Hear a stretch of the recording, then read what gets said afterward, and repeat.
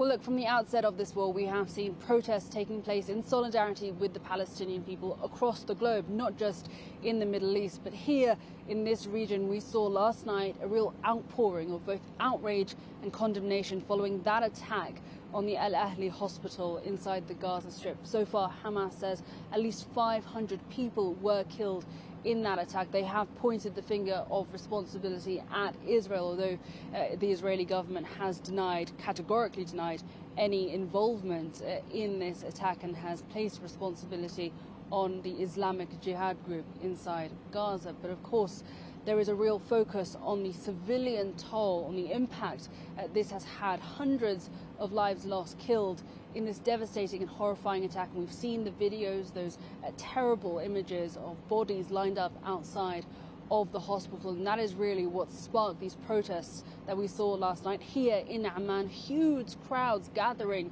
in the city around the Israeli embassy, some protesters even attempting to storm the Israeli embassy at one point. And of course, it is important to note that we have seen protests in support of the Palestinian cause taking place on an almost daily basis here in Jordan. But we also saw demonstrations and protests in Lebanon, in Tunisia, in Iraq, even in the occupied West Bank in Ramallah, where there were even some clashes between protesters and security forces.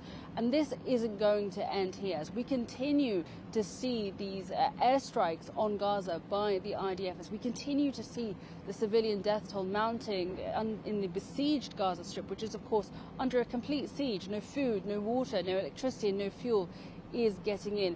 That solidarity with the Palestinian people is only going to grow, and I cannot overstate the prevalence and significance that the Palestinian cause holds in these Arab nations. It has long held a prime place of prevalence for many, and of course it certainly does for these protesters taking to the streets.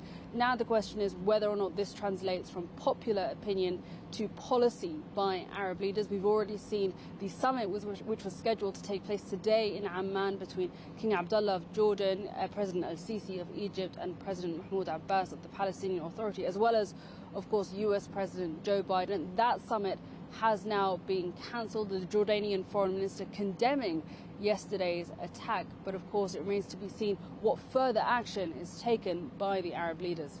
Nada Bashir, CNN in Amman.